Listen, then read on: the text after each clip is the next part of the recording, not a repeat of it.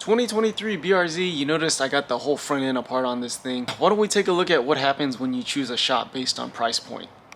Alright, so a lot of fancy pieces on this BRZ. Why do I have this bungee cord on the oil cooler line? Alright, so there's the old, or I should say old-ish hose for the Jackson Racing oil cooler. This customer had a bunch of work done at another shop. Very price conscious customer. Basically been fighting this customer on price point the whole way. But you know, let's see exactly what you get when you choose a shop based on price point. You know, when I get cars in the shop with an aftermarket oil cooler, the very first thing I check is this, right here in the headlight area. This is the exact area where the hoses rub against and get cut. So sure enough, that hose had a cut in that area, and I'll show you guys that cut. That is almost about to split all the way through. We're replacing this hose with a real Aeroquip automotive oil rated hose, not like this hydraulic hose that the kits come with. Although I didn't realize how messed up this hose actually got. You can see from the oil sandwich plate being incorrectly clocked by the previous shop how messed up this hose got. And apparently this kit is only a month old, so only 1 month of driving due to incorrect install. This hose got really messed up, and yeah, imagine not that much longer this would have burst through, and potentially that could have been it for the engine. So when I got this car in, the very first thing I noticed when I opened the hood was this sandwich plate was clocked right on top of the oil fill, and I was like, well, what kind of nonsense is this? First of all, you guys didn't install this thing correctly. Second of all, how the hell are you supposed to add oil if this thing's clocked over the oil filler? Yeah, clocked in the correct orientation, of course, paint marked as usual. This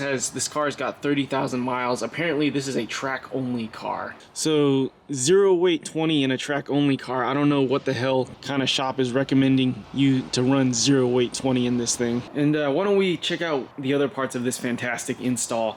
So yeah, lines are already off. I'm gonna replace that one line. There was just like a random zip tie hanging out over here after the install. If you notice, the entire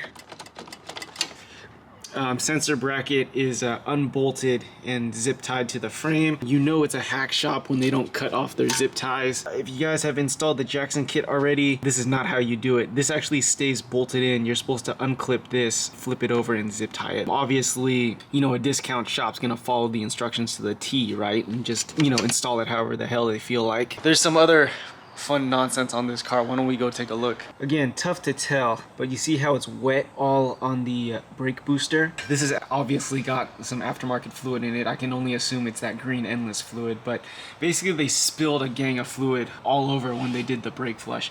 So basically that bottom of the brake booster is all paint damage now from them spilling fluid. I get it, you spill fluid, right? But brake fluid's corrosive to paint, and so you're supposed to clean up your mess afterwards. So, you know, yeah, again, tough to tell, but oh yeah, there we go. So all down there, that's all brake fluid eating up the paint on the brake booster. This is also a problem because usually when you see brake fluid residue like that, that's typically a sign of the brake master cylinder leaking through the back.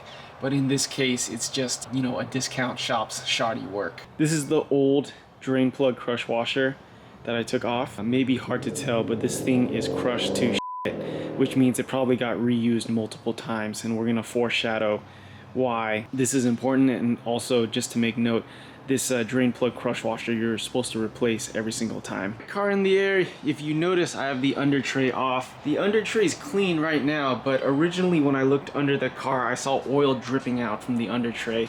And I'll overlay a picture, but this was all dirty from oil leak residue. Ended up, the oil drain plug was leaking. It was tight, but it was leaking. One sign of tomfoolery. And again, probably tough to tell, but you see it's actually indented right here in the oil pan. Once I saw this dent right here, I knew exactly what happened. So if you grab your very long ratchet and try to crank down on this thing to try to get it to seal, you know, who even cares about torque spec? You can see if you apply forward pressure, you can actually bend the oil pan right there. So, you know, total hack move. Reuse that crush washer, crank the added the oil drain plug and then end up damaging the oil pan right here. You can kind of see it right there. The nut is spot welded on the inside of the pan, and you could see if you crank down on that thing hard enough, it'll probably break that spot right out of the oil pan. Almost forgot, and this is exactly why we document our work orders so thoroughly. Besides a safety issue, I say, you know, like a safety thing to paint mark all these fittings. Every single fitting on this guy was loose. Let me repeat that one more time. So there's 4 fittings that you add in when you install the Jackson kit. When I got this, every single fitting was loose on this guy. So I think the moral of this story is, you know, shops have the reputation, or, you know, you pay a shop accordingly that stands by their work, knows what they're doing. I told this customer technically all this work we are fixing or undoing, that original shop should be covering this invoice. That original shop should be covering this invoice. Should be, right, if it's a reputable shop. I doubt that's gonna happen. But again, you know, looking for a shop or paying a shop based on price point alone, this is exactly what you get. Poor quality of work, a shop that doesn't stand by their work, unskilled labor. In this case, you know, based on that oil cooler line, we risked the engine over saving a few dollars. I don't know, I'm just really disappointed. This is exactly what gives our industry a bad name.